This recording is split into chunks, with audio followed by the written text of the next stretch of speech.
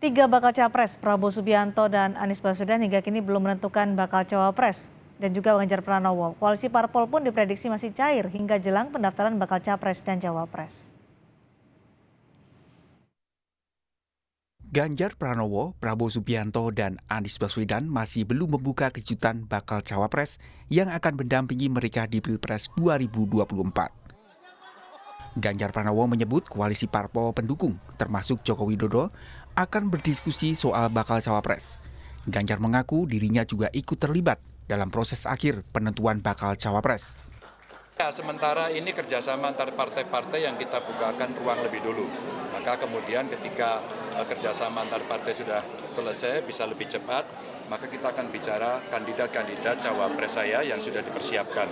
Nanti disitulah kita akan berembuk dan tentu saja Ibu juga sudah menyampaikan, Pak Jokowi kemarin kita ajak bicara ya, dan kemudian tentu saja nanti terakhirnya saya. Ada partai yang akan bergabung Mas Ganjar? Ada, sebentar lagi. Siapa?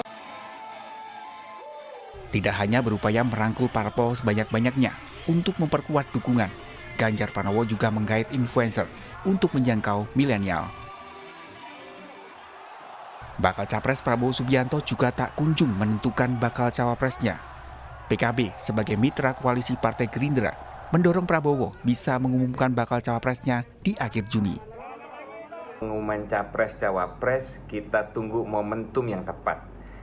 PKB sendiri mendorong agar pengumuman capres-cawapres bisa dilakukan akhir Juni ini. Ada dua hal. Yang pertama karena menyangkut istimewa ulama, sehingga PKB harus melaporkan kepada para ulama. Karena selama ini ulama banyak bertanya kapan diumumkan dan meminta segera diumumkan. Yang kedua adalah karena pertimbangan agar Koalisi Kebangkitan Indonesia Raya tidak kehilangan momentum.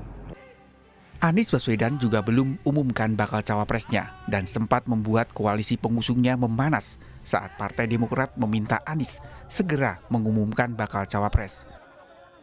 Namun Partai Demokrat menegaskan tidak bermaksud memaksa AHY menjadi bakal cawapres Anies.